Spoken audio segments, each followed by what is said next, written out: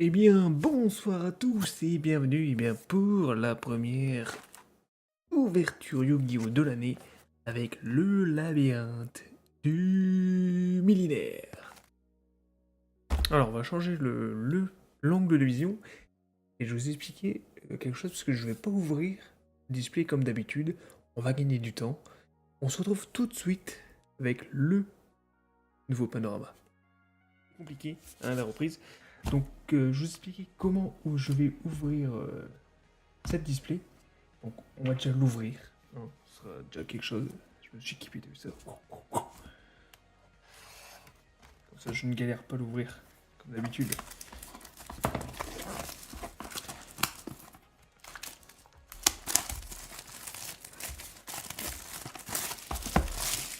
Bon, alors pour être honnête avec vous, la display m'intéressait, mais pas plus que ça. Il y a vraiment 2-3 cartes qui m'intéressent dedans. Donc, la nouvelle piège, la fusion Dark World et PTT. Même Feu intérieur m'intéresse pas tant que ça. J'hésitais à prendre une display, puis je me suis dit, allez, soyons fous, prenons une petite display, parce que bon, voilà, c'est toujours plaisir à ouvrir.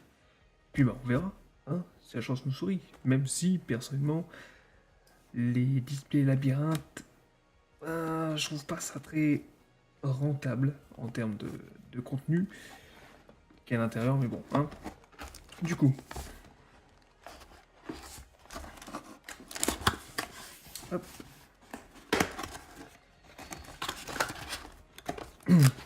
Comment on va procéder pour l'ouverture de cette display?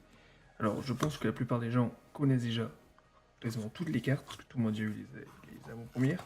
Donc moi, ce que je vous propose, c'est que j'ouvrirai les 24 boosters. Donc en accéléré, je vous mettrai 2-3 en accéléré. Mais la dernière carte, on va la retourner et on regardera les 24 pour la fin. J'en ouvre un pour vous montrer. Vous comprenez bien.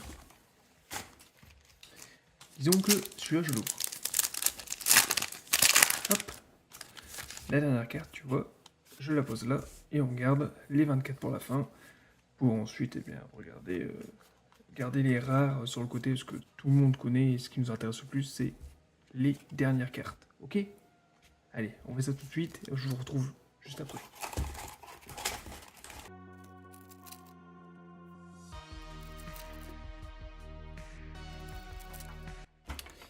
Et voilà. Donc j'en ai ouvert que 23, je n'ai gardé un petit au cas où si on a que de la merde là-dedans, et on priera pour celui-là. Mais voilà, là on a les deux paquets de rares, donc là-dedans il n'y a que les rares, tout le monde connaît. Un, je lirai un peu de mon côté, même si je peux vous dire que je connais à peu près les cartes, parce que j'ai regardé toutes les avant-premières. Et nous, ce qui nous intéresse, c'est ce qu'il y a là-dedans. Les 23 super rares, ultra rares, collector et cartes de siècle. Ok. Donc c'est parti, on retourne la première carte et on aura un turbulent des secouras en première super rare. Spadassin des flammes ultime en super rare également. Bon, ça c'est le boss monster des Spadassins des flammes. Oui, yes!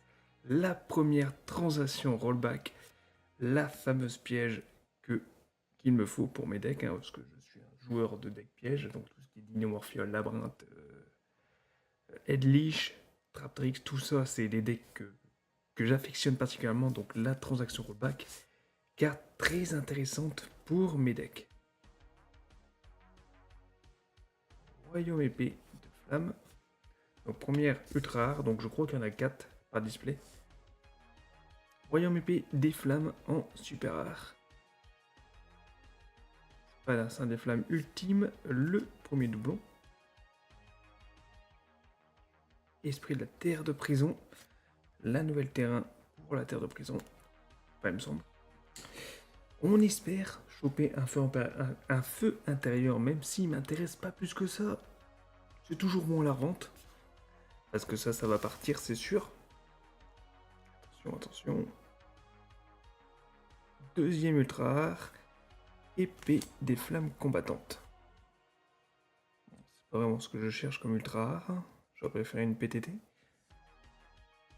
On continue avec un petit blindé Xyz. Pour ceux qui veulent lire, hein, je vous laisse mettre pause. Et puis vous lisez, hein, comme des grands. Royaume épée des flammes en super rare. Raton laveur, marge spectre, boum coucou. Boum beaucoup.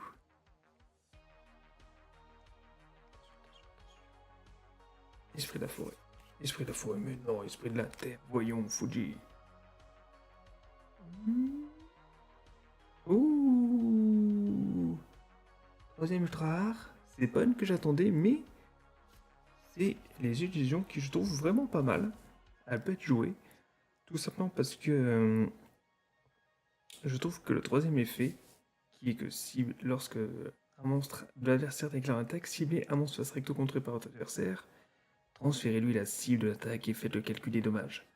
Je trouve que ça, c'est très utile si t'as rien sur le board et que l'ennemi, l'adversaire a deux monstres et ben tu peux les entretuer. Ça fait penser un peu à certaines cartes dans Hearthstone. Et on peut même prendre le contrôle d'un de ces monstres pour faire nos fusions, nos synchros, tout tralala. Donc c'est pas une carte que je recherchais, mais ça peut être une carte très utile pour le jeu. On est déjà 3 ultra rares, il nous en reste une seule. Collector, ça va bien. Gearblade Phoenix. Ça amendera le dragon volant des flammes. Ça amendera le dragon volant des flammes, décidément. Esprit de la terre servant. Bon, j'espère que j'aurai au moins ma fusion ténébreux, non? Ah, la quatrième ultra rare qui est épée des flammes combattantes. Un doublon. Bon, je pense qu'on n'aura plus d'ultra rare, hélas. On aura eu une transaction rollback. On n'aura pas eu de PTT ni de feu intérieur, mais on ne sait jamais. Peut-être qu'il y en a une cinquième qui se cache, mais j'ai un gros doute. Esprit de la terre prisonnier balayeur de roche. Keptoptera. Raton laveur, boum coucou. Esprit de la terre servant griffon et esprit de la terre et Keptoptera. Bon. Sait-on jamais? Bon, je suis là.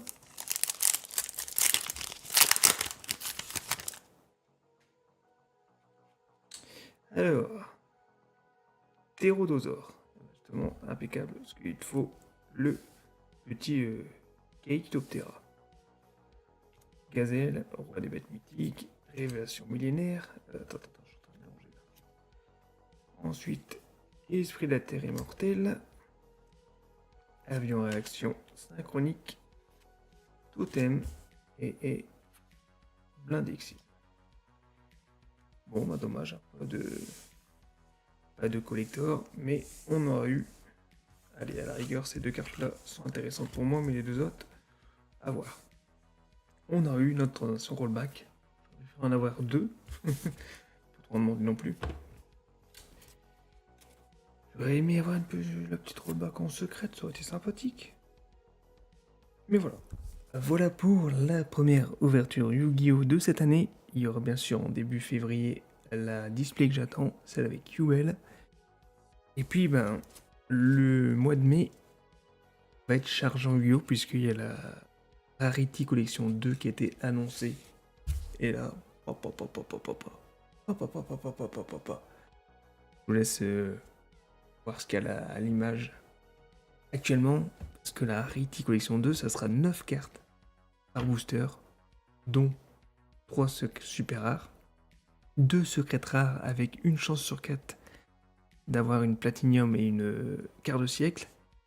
Et ensuite, on aura 4 ultra rares qui, pareil, auront la possibilité d'être upgrade sur une chance sur 6. Régal. Et j'ai vu qu'il y avait Apollousa, il y avait la Ségodeur Bavard. Donc vraiment de très bonnes cartes qui vont motiver à faire la Rarity Collection 2, parce que la 1 m'avait régalé, alors la 2, impeccable. Bon les gens, sur ce, comme d'hab, on like, on s'abonne. Même si je sais que c'est surtout le côté Balance qui vous intéresse. Mais ça devrait revenir cette année, parce que je pense qu'on va avoir du info Balance 4. Cette année, on verra bien. Je vous dis à très vite pour de prochaines vidéos, les amis. Bisous, bisous.